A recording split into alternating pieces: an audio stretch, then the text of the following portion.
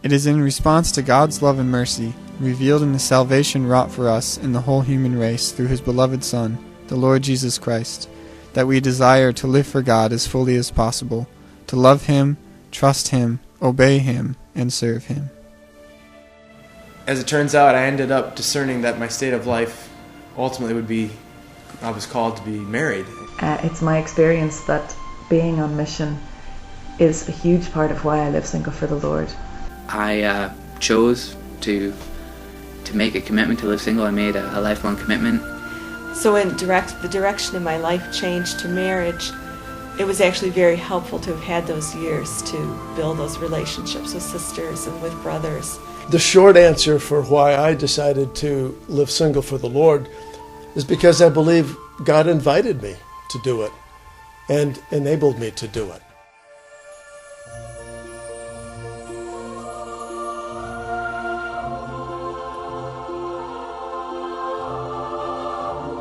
I was living single for the Lord for roughly just over 6 years, and it was a pretty profound call that I experienced. One of the interests I naturally had was, gosh, I can't wait to be married. I can't wait to find out which person in this group of great sisters the Lord might be calling me to marry. Well, an interesting thing happened around that time. The Lord really spoke to me about how I needed to prepare for what He was calling me to do in this work. And very profoundly, the Lord showed me that the way I needed to prepare actually was to put aside distractions so that I could be more free to serve Him. And particularly distractions such as thinking about marriage. During those years, I think, too, being young and young in my relationship with the Lord, it was during a time when I was coming into more of an adult relationship with the Lord and learning how to draw my strength from Him, learning how to be a servant. That was good to get that solid, to get that foundation laid before coming into marriage and dealing with all the demands of family life. I realized that, typically in living a committed Christian life, one might get married. That it's pretty natural and pretty normal. But I also realized that wasn't the only way. And my radical discipleship that I had been experiencing gave me the freedom to consider a less traveled road. One that Jesus spoke of in Matthew 19 when He spoke of the gift of a celibate life, a gift that wasn't given to all. But I had this suspicion, this sense that perhaps God had given me that gift. And pretty profoundly, the Lord called me to living single for a season, which I entered. And I even had like a certain deadline of, okay, well, I'm going to be single for a season come May, and this was January. But the thing was, the Lord was much more after my heart, in which He told me, saying, it's not about deadlines, it's not about process of discernment of are you going to be single or not, but it's more about your heart. He told me that I want you to learn how to give me your heart first before I give it to anything else or to anybody else. And that really set the tone for those years that I was in discernment, because the Lord certainly showed me how to give Him my heart, how to give my heart to Him first and to give it to others in the right way, in a way that He could use. Those are good years. Some people might ask, they might look and say, do you ever feel like they were wasted, that it was a wasted time in your life, a wasted season? And I have never felt that way. And it's been some time since those years, and I've never felt like they were a waste. I feel like they were a gift from the Lord, really. I had the opportunity to serve in ways that I haven't been as free to in more recent years. It gave me a time to really grow in confidence, to grow in security in who I was as a woman of God. And it gave me a time even to test different things and let some gifts grow and develop so that I could serve even more faithfully and be more fruitful for the Lord. In my case, in living single, was it worth it? You bet. Would I do it again if I had a second chance to do it all over? Yes, I definitely would, without hesitation. and I'm joyfully, happily married now.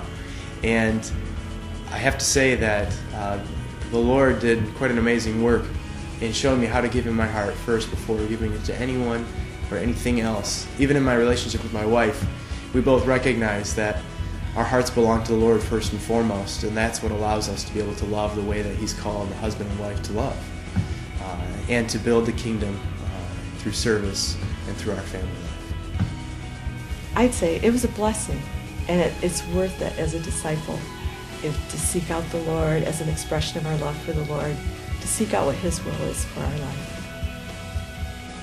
Perhaps to sum it all up, I have 3 things to say. First, life is short. Second, you live only once. And third, be not afraid to give God your very best.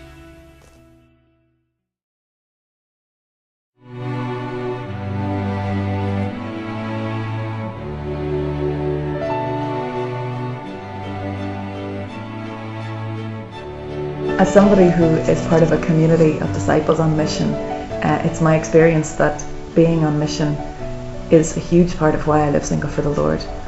It's a huge fruit of my life that I can be available to serve a local student outreach.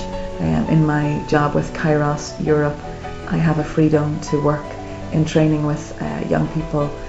So right now I'm serving the Lord in UCO, in University Christian Outreach, at 2 places, in Ann Arbor and in Grand Rapids, and I have a lot of contact with students in both of those places. In my experience, there's a freedom for prayer that comes from living single for the Lord in a daily way, in terms of a window in your life that you can set aside for prayer that isn't so distracted by the affairs of a household. I think most fully I've got a real good relationship with the Lord and with Jesus Christ, and living single is an advantage in that relationship. But there's a richness that comes in my life, in my relationship with the Lord, because He is my foundation. Not choosing biological children frees me to love many men, women and children, and particularly maybe those that I feel I'm supposed to love who may not know the Lord so well, in an outreach kind of way, perhaps time for relating to those who are seeking truth or seeking the Lord, and a freedom in that regard.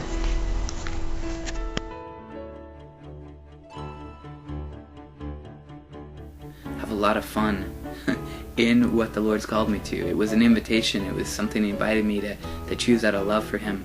But it's just there's a lot of fun. I'm spending a lot of time with young folks who have a lot of energy and a lot of life and dreaming big dreams, and I'm able to help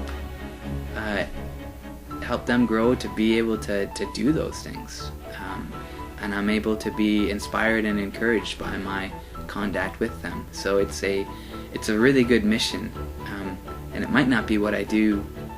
It probably won't be what I do for the rest of my life, but I expect that everything that the Lord calls me to is going to have the same quality of challenges, sure, and different ways in which I'm stretched, but a lot of blessing, because my life is fundamentally oriented towards being the Lord's man.